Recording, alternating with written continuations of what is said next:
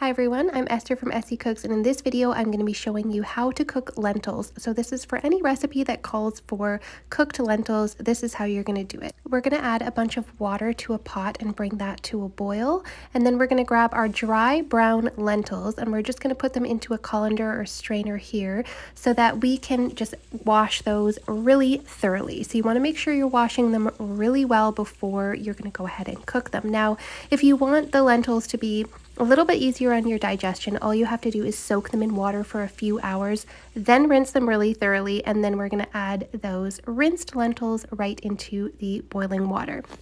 Now we're just going to put the lid on, we're going to reduce that to a simmer, and we're going to simmer for 17 to 20 minutes. I think it almost always takes about 20 minutes. You can see the color of the water has changed and the lentils are cooked through. Now I always like to grab one of those lentils and take a little bite to see if it is cooked all the way through. You'll know right away. It's kind of like with rice where you test it, you're going to know if it's cooked because you can chew through it easily. Then we're going to strain off the water. Now my dog absolutely loves having a few cooked lentils, so she gets a few.